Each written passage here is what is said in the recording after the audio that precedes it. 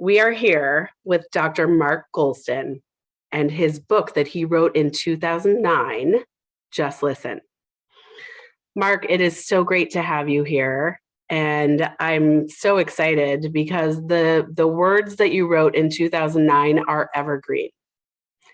And I love the concept. There was so much wisdom and just advice in this book that it just really got me excited. I started talking to clients about it. I started talking to my husband about it. And I'm excited to talk to you about it. So welcome. Well, it's great to be here. And I can hardly wait to find out what we talk about. I know. Well, it's going to be good. So first of all, just so that people know who you are. I mean, you're well known in your own right, but tell us a little bit about your background and what brings you to where you are today. Well, I guess my latest, identifier is I'm a Marshall Goldsmith 100 coaches coach. So Marshall Goldsmith is probably the top executive coach in the world. And he formed a group called the 100 Coaches, which is up to about 300. And these are the top coaches in the world. And his mission is to positively affect tens of thousands of leaders in the world, because leaders have the possibility of affecting many more people. And the coaches in the organization work with the top CEOs, and a number of top CEOs or former CEOs are members of it. For instance, Hubert Joly, the CEO and chairman of Best Buy, who turned the whole thing around, is a member. Alan Mulally, who was the CEO of Ford during the bailout, but they didn't have to get bailed out because he was such a good leader. So I'm proud to be in that organization. But my journey started as a psychiatrist. I was trained in psychiatry. And early on, one of my mentors was probably maybe the leading pioneer in the study of suicide prevention. He was at UCLA.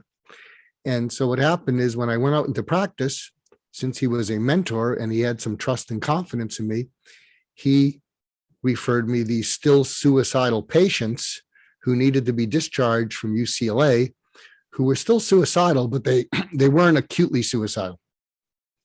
And here was one of the most fortunate mishaps early in my career, and probably set me in the right direction. I was all set to go into a fellowship, a geriatric fellowship. And about a week before our training ended, it got canceled. So I figured, well, maybe I'll just go out there, put up a shingle, see if anybody shows up. And so because I wasn't in an institution, when I was with patients, I was able to veer off protocol.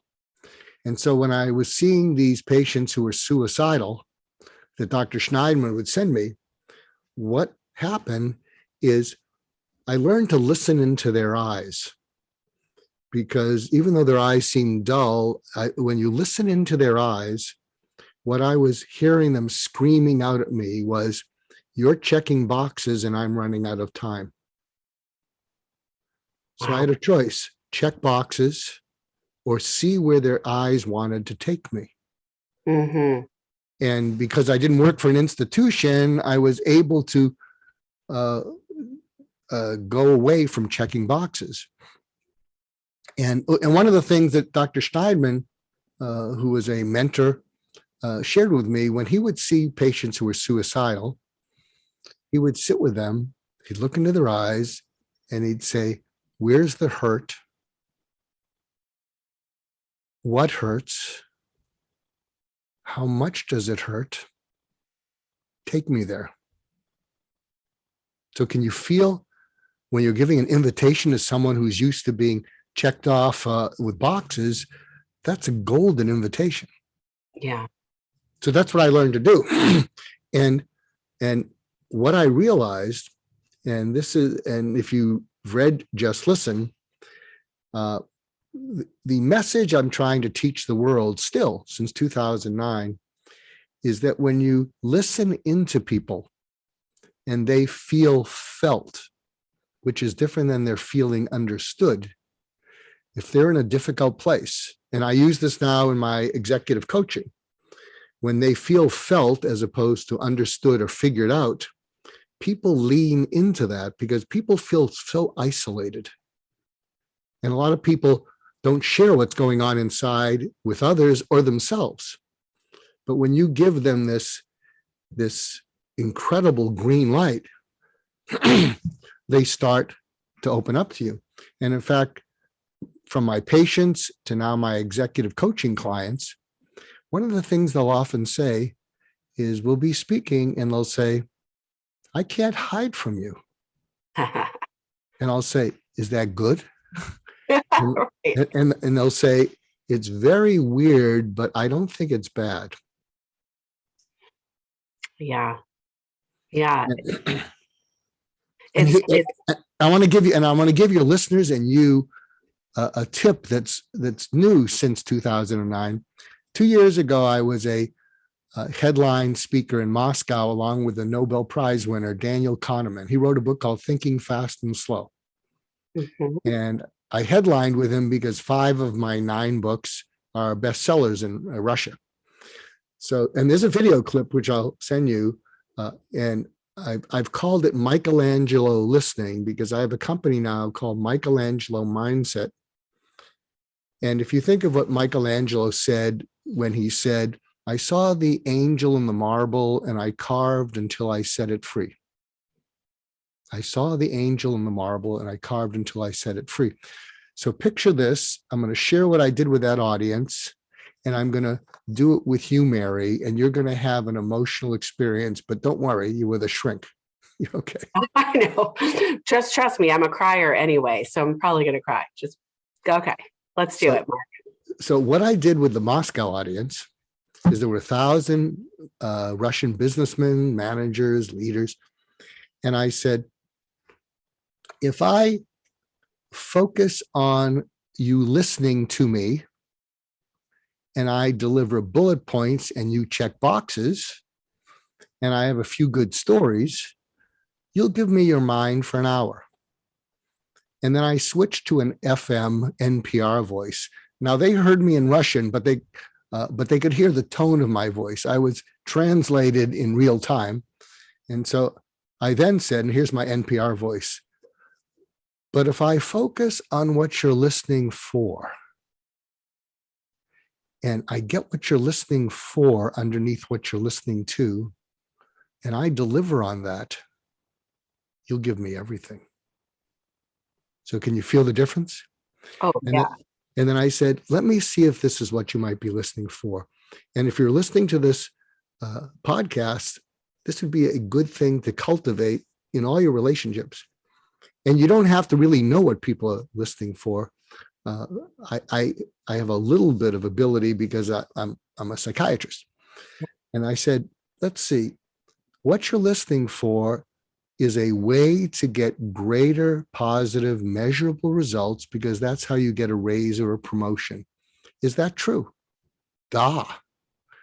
Then I said, you're also listening for a way to get those results that's less stressful because you're drinking too much, you're eating too much.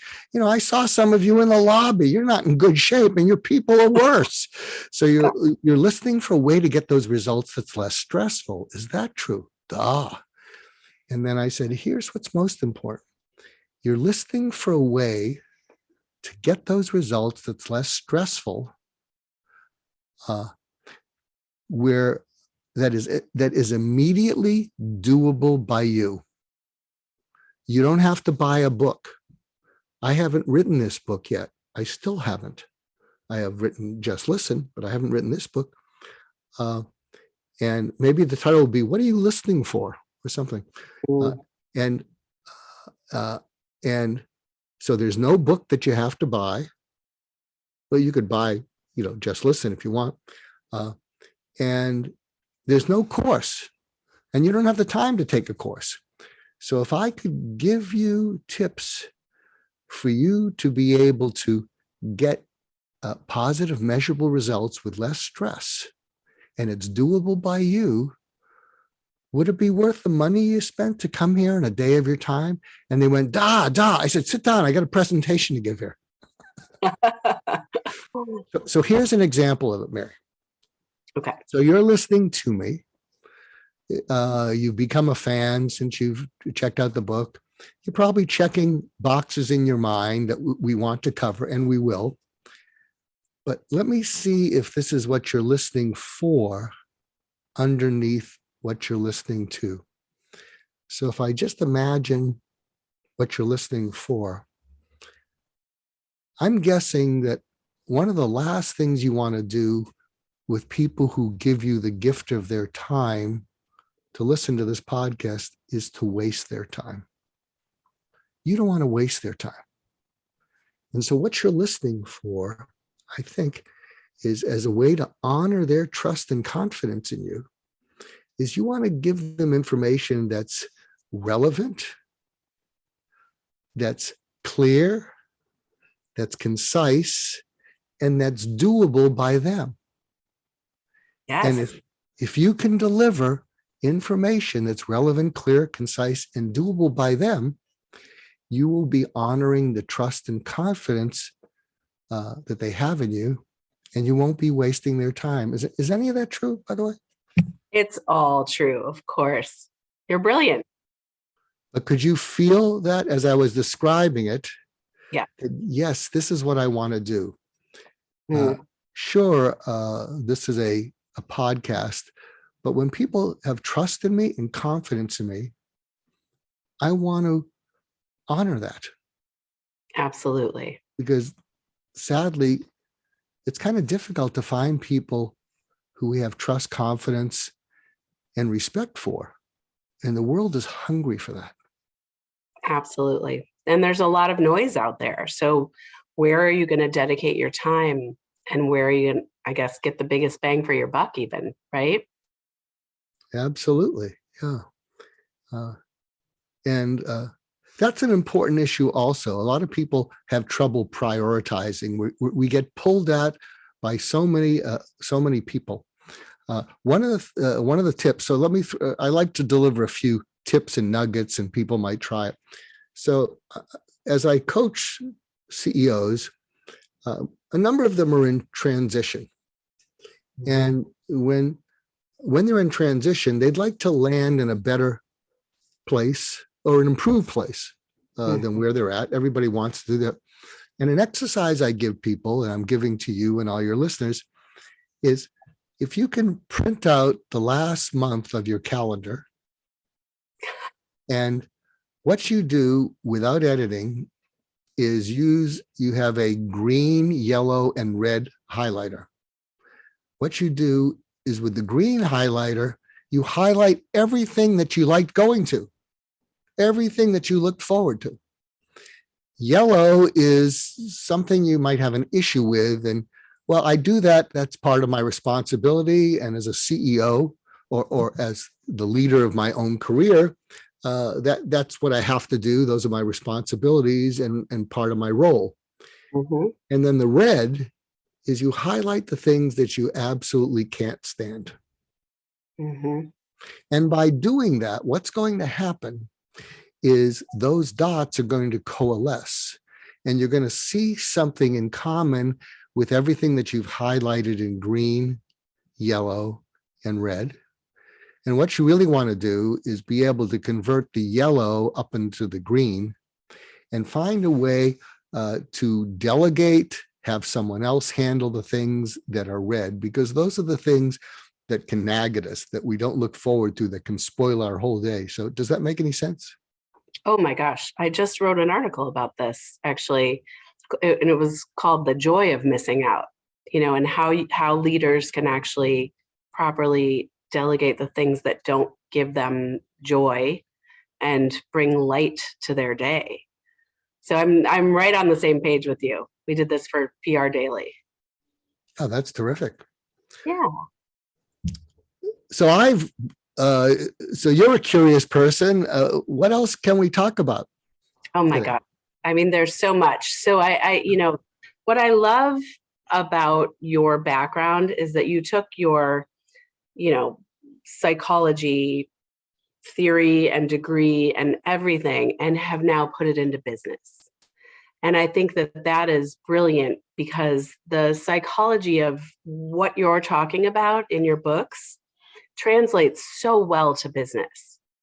And there were so many things in the book, Just Listen, that I loved and that I highlighted and that I wanted to talk about. But I really think, one of the things that I would love to hear from you is, what is the advice that you give to leaders about leading with empathy and leading with kind of that grace so that people want to get behind them in, leading through this very complicated time? Well, there's a publication called Real Leaders. It's supposedly at airports, and they have an online magazine also. And I wrote an article there called Michelangelo Leadership. Mhm. And this is basically anybody who wants coaching from me, I say, this is the framework for it. And I don't deviate from it. And so if you apply the Michelangelo mindset, the angel and the marble, to leadership, what I talk about in the article is inside all your people is a desire to have a leader that they trust, have confidence in, feel safe with, feel respect, feel inspired by, meaning, have a little bit of a sense of humor about yourself. Don't come off as so stern. People will think you're angry at them. And people who lift them up. And inside the article, I give tips to people. I say, whenever you're in an interaction with anyone, a person, a group of people, anywhere, any place, these are the observable behaviors that you want to manifest. And then you'll come back, you'll tell me what's coming up in the next week or 2 weeks, what are big presentations or meetings that you have, and then you'll rate yourself and you'll come back and you'll see what you want to get better at. I mean, you can also ask stakeholders, but I don't do any remedial coaching. I do all developmental coaching because in this stage of my life, I'm only focused on helping people become the leaders that the world needs. Absolutely. And so here are some of the observable behaviors. How unflappable were you under pressure, but present? So you weren't robotic. You weren't just like an engineer who was unflappable. So there's a sense of being able to be present.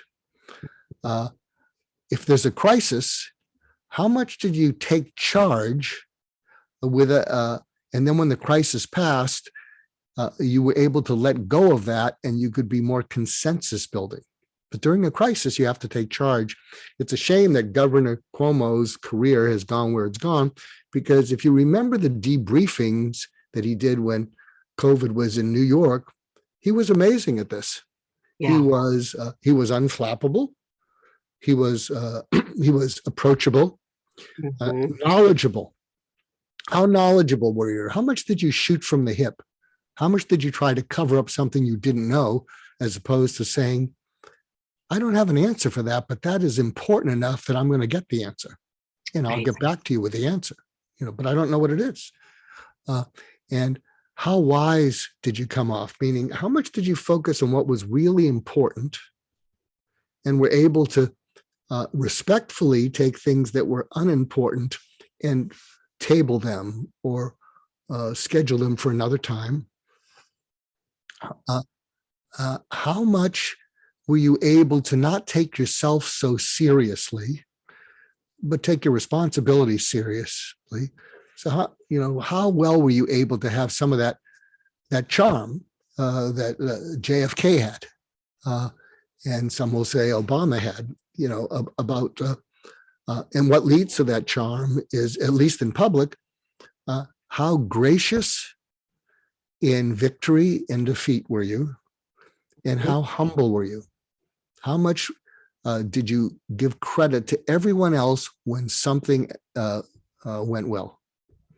So then I ask people to rate themselves at your meeting. How unflappable, how present, how knowledgeable, how wise, how much did you take charge? Did you show some sort of humor, to lighten things up? And were you gracious? And were you humble? So does that make sense? And then you rate yourself. Like for myself, I'm pretty good with most of those. I'm working on being humble because one of the things that I too often do is I name drop. I had 8 mentors. My last one was Larry King, and before him was a big leadership guy named Warren Bennis. And so every time I do that, and I'll name drop, which I just did, afterwards I'll say to myself, Mark, can you be a little more humble? But you'll laugh at this. My friends in business say, Mark, compared to all the name droppers, you're not even on the radar, and at least you know the people. You're on the radar, Mark. Come on. Okay, there you go. Yeah. So, but does that make sense? Can you again? This is Michelangelo leadership. If you can manifest, and if you can carve away all those things that get in the way of you being unflappable, that get in the way of you being present, that get in the way of you taking charge when you're supposed to, and all the other things, if you can carve away all the things that prevent that, and then part of the coaching is what's preventing you from being unflappable and present, right. So does that make sense to you in terms of something, a way that we can mold the leaders of the future? Absolutely. And my question would be, though, this is such a world of information coming at us, right? And I realize this with a lot of leaders is that it's hard for them to be present because they've got so many things pulling at them. So what is your advice for leaders who really are trying to be present? Well, in one of my other books, which has gone on to be a bestseller, it's called Get Out of Your Own Way. It was my first book in 1996. And my Russian publisher finally just published it in the last year, and that became a bestseller. And in one of the chapters, and that's an easy to read book, it's 3 to 4 page chapters, and it's 40 self-defeating behaviors.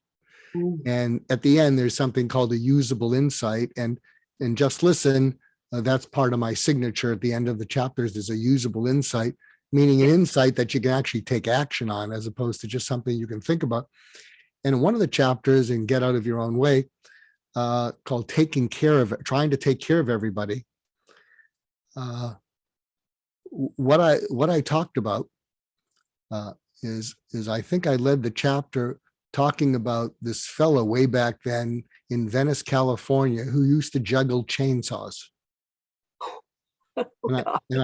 And I said, he inspired me because what he is able to do is he knows when to hold on to the chainsaw. He knows when to let it go. And if he messes up, he's going to lose an arm. So the usable insight in that chapter was nothing in your life competes for importance. Everything competes for time. So in a well-lived life, everything's important, even the time with yourself. And so the key is, how can you build that muscle where you are totally present in the particular role that you're playing? Because if you drag in worries and you're distracted, when you go from one role to the next role to the next role, people will experience you as not being present, and you can build up this muscle. Lawyers do this very well because most of their cases are open. And when they go from one file to the next file to the next file, doctors do that too. When you're waiting in the examining room and you're hearing them, you hear the footsteps, you hear them shuffling through the chart outside the door. But when they get with you very quickly, because they have such a short time with you, they've got to be totally present. And so you can develop that muscle. Because it does make sense that whenever you're dragging something from one role into the next, you're cheating everyone out of your presence. I so agree. I mean, I learned that very quickly as a mom, as a working parent, because it was, when I shut down that computer, I wanted to be present for my kids. And I explained to my kids that when I was on a screen or in a meeting, I had to be present for my clients, right? And it's much more fulfilling to me to give somebody your full attention and for them to feel heard and to feel seen. And here's another nugget. So that I've used in my coaching with CEOs. There's a word that a lot of people don't hear or feel about themselves in life. And the word is important. And so if someone is really pushing for your time, and you have many other things pushing for you, what, what you can do is before they ramp up too much, you can say, we need to stop because this is much too important to cheat you out of my undivided attention, which I can't give you now. Mm-hmm. It's just too important. And I will be able to give you my undivided attention. And then you pick some time late, 3 or 4 hours later, I will be able to give you my undivided attention at such and such a time. But between now and then, what would really help me to help you is for you to think about what it is that you're wanting from me, what it is that you think I can help you with that someone else can't help you with, and what it is you want to accomplish when we have that conversation and I give you my undivided attention. And what my clients who have used this will say, most of the time, they don't need to come back. Because what's happened is you've flattered them by saying, you're important. What you have to say is important. And I want to give you my undivided attention, which I can't do right now. So can you see how that might be usable? Absolutely. Absolutely. So many usable tips. So there were a couple things I think that I would love to talk to if you want about the book. I mean, you have some serious tips, but there were certain things that really resonated with me. One, you talked about making the person feel felt. Another one that I thought was so great and so, powerful was be more interested than interesting. Mm-hmm. Can you talk about that a little bit? So as I said, I was blessed to have 8 mentors. They've all passed away. And one of my mentors was a fellow named Warren Bennis. And if anybody's over the age of 40 or 50, they'll know that name. So, Warren Bennis was to leadership what Elon Musk is to electric cars, or Steve Jobs is to personal computers. So he was the go-to man. And I was blessed that he gave me the gift of his time. And he borrowed that quote, but where he used to say, be more interested than interesting when you're with people. Be more fascinated than fascinating. One of my favorite Warren quotes, and they were just so eloquent. This one was a real keeper. He said, boredom occurs when you fail to make the other person interesting. Isn't that just so remarkable? It's unbelievable, and I'll share a way about how to cause someone else to feel interesting. Like a number of people, even a number of leaders, I am really an introvert. I am when I give talks, I say I need to do a little psychological housekeeping. I am a role-specific extrovert. So in my role here, front and center with you, giving a talk, I need to put aside the fact that I'm an introvert and I'm quite shy. And I need to put that aside because if that comes out, you'll think that I don't have confidence in what I'm about to speak to you about. And I do have a fair amount of confidence about it, but I have to be front and center. And I'll share this story because I think it's a funny story. I remember when my wife and I went to her 15th high school reunion. And because I'm an introvert, I was really a pain in the rear. I said, when can we leave? I don't know anyone. I mean, really, I really spoiled it for her. But fortunately, I had 10 years to work in it. So there we are, the 25th year reunion. And I was carrying a secret that I didn't tell my wife, which was that I was going to totally focus on enhancing her time, because it wasn't about Mark. It was about my wife's husband going to the reunion to help her have a good time. And I made this commitment to myself. So this gets back to the be more interested than interesting. I said, I don't know how I'm going to do it, but I'm going to speak to at least 3 people, and they're going to be pleased that we had a conversation. By the end of the night, I spoke to 5 people, and 3 of them, when it was time to, go speak to someone else, 3 of them took my hand in both their hands, looked me in the eye, and said, it was really good speaking to you. And so afterwards, I said to myself, what the heck did I do? And so this is what I did.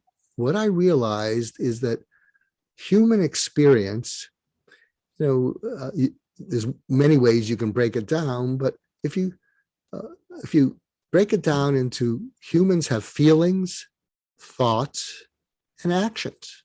We feel, we think, we take actions. And what I had done is that whenever I met someone, I just went back and forth, almost like a sailboat, tacking from port to starboard. I guess I'm probably screwing that up. You got it. And I would say things like, gee, what do you think about seeing everyone here 25 years after the reunion? And they told me what they thought. And I said, how does it make you feel seeing how people have changed? So what I drew out of them was a thought or a feeling, but in my mind, I intuitively knew I needed to pull out an action. And so I would say something like, if you make it to the 35th reunion, what is something you want to do between now and then? So it's whatever. And then I talked to them about, how did you know my wife? And I found out all kinds of things that she did that I didn't even know, which made me feel like, boy, you got to find out more about your wife. You've been with her a while. But can you see that when someone can share, I thought this, this is something I feel, and this is what I would do, that the person feels known by you. Yeah. Yeah. Well, and that just makes for such much more meaningful conversations, right? And much more interesting conversations. Yeah, absolutely. And you can do that. You can do that with your, you can do that with your family. Here's a tip I want to give everyone, because everybody's worried about their children. And so here's another nugget. I haven't even written this one up yet. It's called Fido parenting, Fido, like the dog. Okay. And what, in my presentations to parents who are concerned, I've been doing presentations to YPO and EO with a good friend of mine whose 14-year-old died by suicide a few years ago. So we've been doing these presentations everywhere. But Fido parenting means that try to have dinners all together at least a few times a week. Yeah. There's lots of research that shows that really helps children psychologically and in all ways. And too often in families, people rush off to their rooms. They take their iPad, you get food to go, and everybody orders something different because you want to accommodate everyone's taste. But what Fido parenting is that at least 2 or 3 times a week, you gather and the mom and the dad lead, and they say, what was something that each of us felt upset about today? That's the F. And the mom and dad lead with whatever that was, and try not to bring up something that's going to scare your kids. Right. Don't say, I lost my job and we're going to be in the street tomorrow. I mean, be a little bit selective. Yeah. And the I is the impulse. This is what it made me want to do. The D is, this is what I did do. And the O is the outcome, how it turned out. So I remember one of my clients did that, and he said to his family, what I felt upset about was, one of my subordinates didn't do something and they made excuses. My impulse was to say something sarcastic, roll my eyes because I can't stand excuses. But I know it doesn't really help the situation. And maybe it gets them to fix it, but I just stress them out. And you don't want to do that during this time. And so what he said he did do is he said, I walked around the building 4 times. So I got my exercise, I got my 5,000 steps in, and that's what he did do. And then I spoke to the person to find out what was going on. And they had a legitimate reason, which we were able to talk through. And the outcome was so much better than if I had yelled at the person. Right. And what's interesting is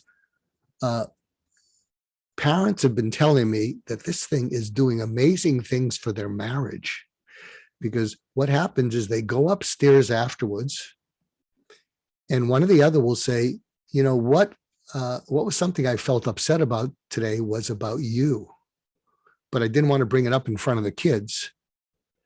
And what it was this. And what I normally do is I snap at you, or I use these words that men can't stand. You never, or you always. Please delete never and always from your conversations with men. We hate that word because we get very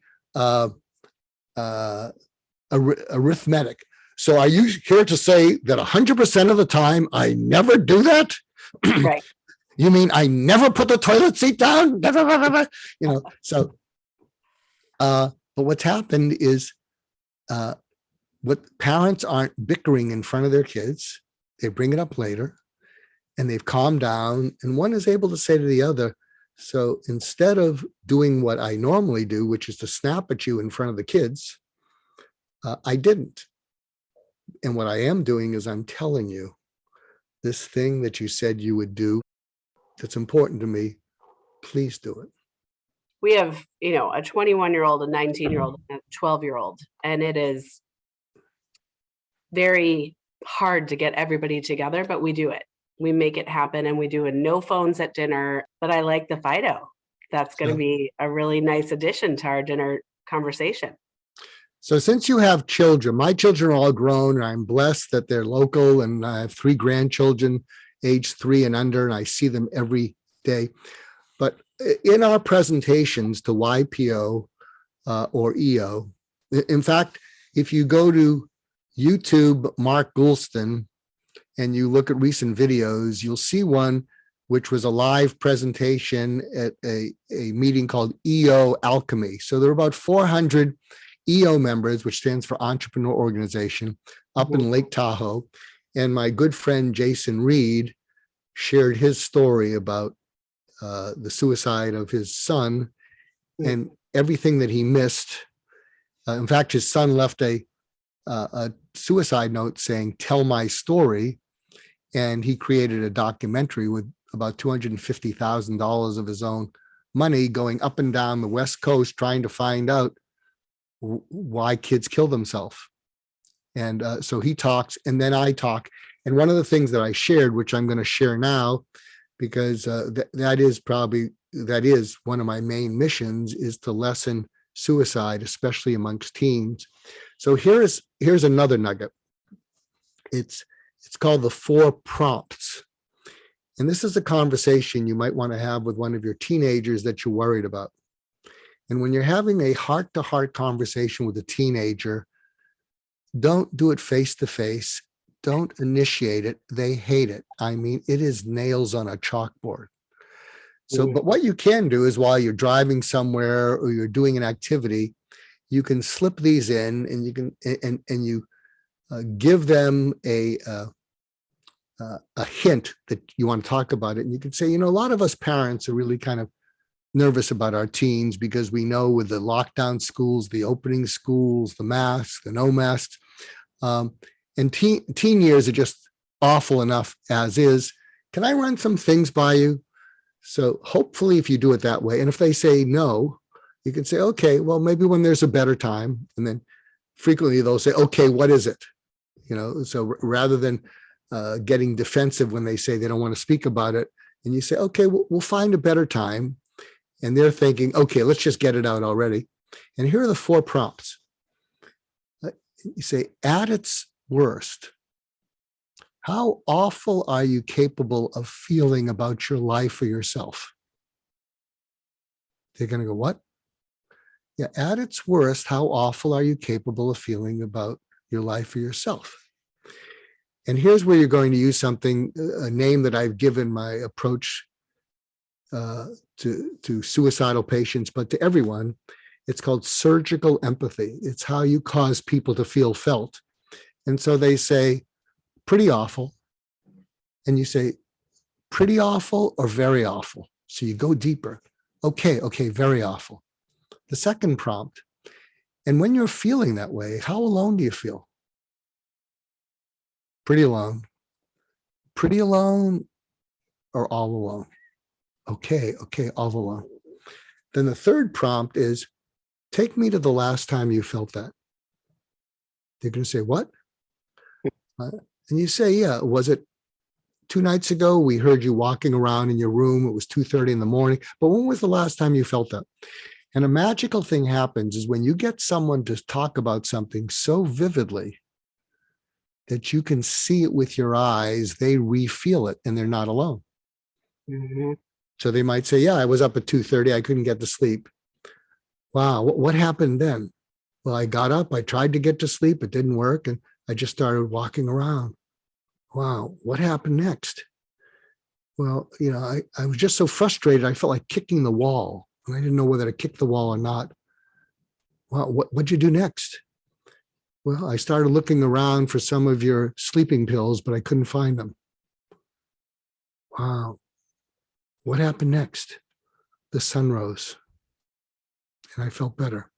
The fourth prompt, and by this time, if you've earned the connection, you say, look at me, and you look them in the eyes, and you say, I have a favor to ask you.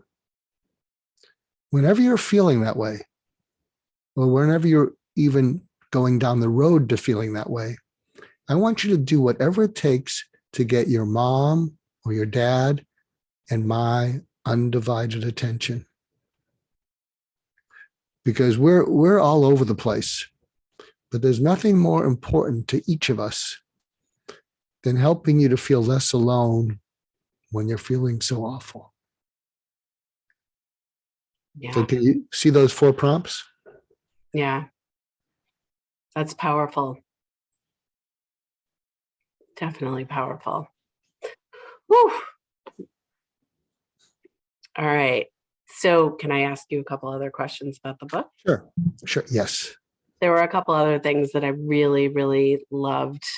And I just think it's so powerful for business people and for CEOs and leaders in particular, talking about the emotional and mental exhale. We call it at MVP the power of the pause. Mm-hmm. And you call it the emotional and mental exhale. Tell me a little bit more about that and how can we bring that into our daily lives? Well, if you imagine, most people's minds are already overwhelmed. They're doing everything they can to not drop the ball. And every day they drop the ball somewhere. And they often beat up on themselves. Oh, I forgot to do this. I forgot to do that. I just got my car back from the repair shop yesterday because I was so busy, preoccupied. I had a fender bender that I caused. And so one of the reasons why I believe and we believe listening is so important is when someone's mind is overwhelmed and you're pushing in more directives and more information, there's no room in there. And often because you're the authority, they will listen to what you said, but they're going to drop something else that's going to get them into trouble. Mm-hmm. And so when you give people the gift of listening to them, they exhale. So there's an anecdote that I think you'll remember from the book. I'm sure you'll very much remember it unless you haven't read it yet. There was a CEO that I was having trouble getting to an appointment with. And, we finally got the appointment, and he's there, and he was a big footballer, a big guy with all kinds of trophies behind him. And I can see as we're talking, he's preoccupied. And because, again, the benefit of just not working for an organization where someone could really criticize me for how I behave, I said to him, "Hey, how much time you got for me today?" Yeah. And he puts his glasses down with a look that says, "I think you're done." But I knew I had an opening. I said, "No, check. How much time?" And he looks around. He said, 20 minutes. And I knew that my time was over. And I looked him right in the eye and I said, "We're into minute 3. What we're talking about is worth your undivided attention, I believe, which you can't give to me because your mind is on something else. So here's what I'd like to recommend. Let's stop here. We'll reschedule, or you can tell your assistant to never let me in ever again. But take the remaining 16 minutes and take care of whatever's on your mind, because it's distracting you from, I'm guessing, not just conversations with me, but everyone else." Right. And he looked at me and his eyes got watery. And I said to myself, Mark, you're not supposed to be a shrink in the business world. Stop it already. And he looks at me and he said, "I'm a private person. And you know something that other people don't know." Yes, there is something on my mind. My wife's having a biopsy and it doesn't look good. And then I looked at him and I said, "Go be with her. Make a call. This is not important. I'm not important. Go do that." And then he looked at me and he was like one of these Newfoundland dogs that's coming in from the rain, and he just goes like this. And he it's like he shakes himself to get focused. And he said, because I enabled him to exhale a little bit, he was able to get focused. He said, "I'm not as strong as her, but I am pretty strong.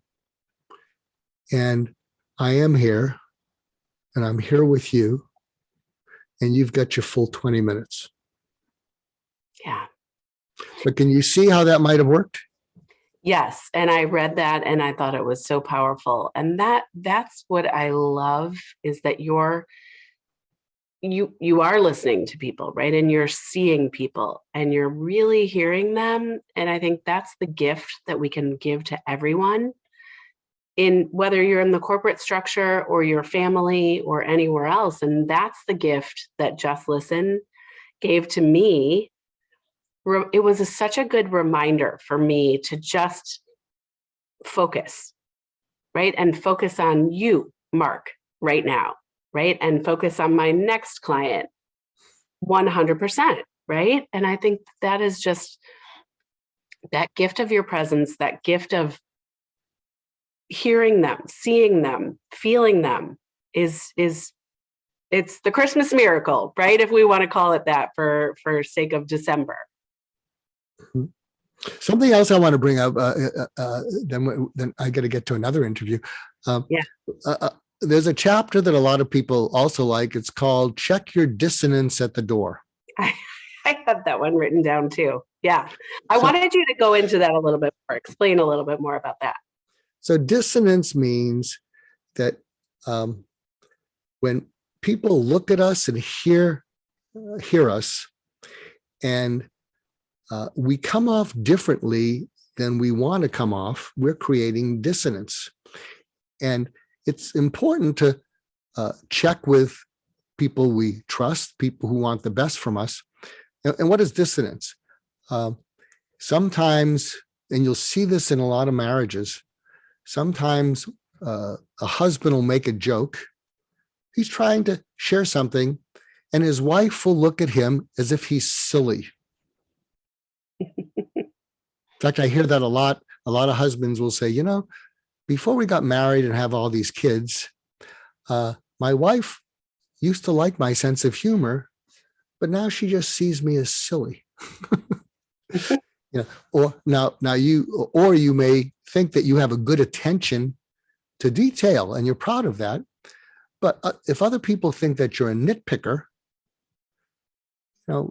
it's coming off wrong. And if you read the chapter, you'll see a whole bunch of things in which you feel that you're coming off one way, but you're coming off the opposite way. Yeah. And you want to be aware of that. And I will tell you, just that chapter alone, when I work with executives, I say, print out the chapter. I mean, you bought the book, just print out the chapter, print out the list, and share it with other people.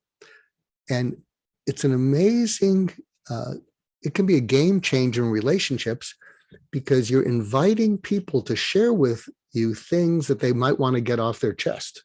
Mm-hmm. Because you're there thinking you're coming off a certain way that's positive. And when they share with you, the way you're coming off is this other way, it gives them the chance to get stuff off their chest. And then what you want to do while you're in the moment of a teachable moment, you could say, going forward, when we have those conversations, and this is my intent in being that way, from your point of view, what would be a better way to do it? Oh, that's great.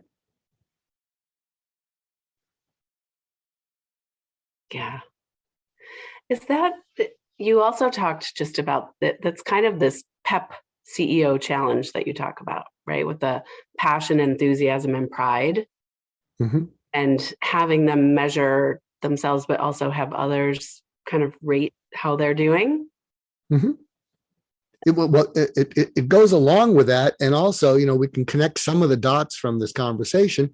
So if you do the green, yellow, and red exercise about your calendar, there's a good chance that you're going to have passion, enthusiasm, and pride about the things that you mark down as green. Mm-hmm. And those are things that you want to, again, do more things that are in the green area, convert the yellow area to the green area, but make sure that if those red things that you're avoiding, make sure that if they're important, you delegate them. Don't ignore them or dread them just because you don't like them. Find someone else to do them. And by the way, when you get someone and delegate to someone something that you don't want to do, it's really important to give them what I call a power thank you. Power thank you has 3 parts. The first part is what they did. The second part is the effort it took for them to do it. And the third part is what it personally means to you. So when you delegate something in the red zone to someone else and they do just a great job, you say, I want to thank you for doing this thing and taking that off my plate. The second thing is you didn't have to do it. It added to already your roles and responsibilities, but you took it on and you did a great job. And third, what it personally means to me is I hate doing that.